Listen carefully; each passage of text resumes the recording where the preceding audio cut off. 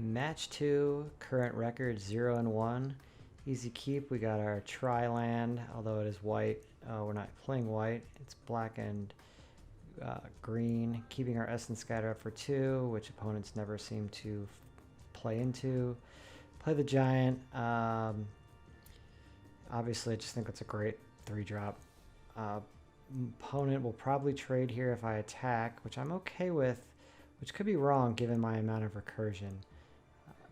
At the time, I was just thinking I didn't want to get into a racing situation where he drops something on 4, but then I go ahead and drop Far Finder anyway and don't leave up Essence Scatter, so in hindsight, that's probably the wrong sequence of plays. Luckily here, opponent does nothing but draw cards. Gives me the ability to drop Ikoria. Obviously, it doesn't benefit the Far Finder, even though it looks like it should, but I get to keep Essence Scatter up, and I'm feeling pretty good. Opponent makes a tempo play I'm not expecting, which is fine. Just going to replay the last turn. Kind of gives me the sign that maybe opponent isn't very experienced or doesn't have a very strong hand, if that's the best thing they can be doing. But again, keeping Essence Scatter mana up. Just going to chip away a little bit and then back for more. I have to deal with this thing again. Deciding, again, I'll offer a trade. Maybe he overly values my companion, and at this point, I just think Brokos is probably as good as it's going to get, especially considering I have Unbreakable Bond in my hand as well. So I'm going to go ahead and get my most powerful thing to bring back with Unbreakable Bond and put the Crystal Giant back in my hand, which I can cast.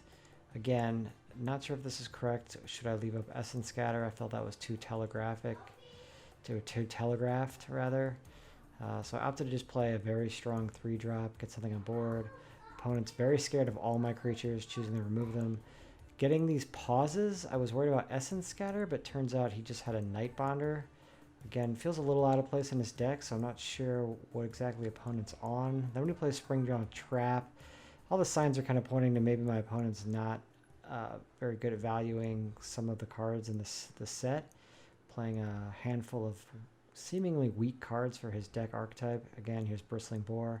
That's an easy Essence Scatter given the amount of cards in his hand and what I have in my hand. Drawing back for more here is pretty much the nuts.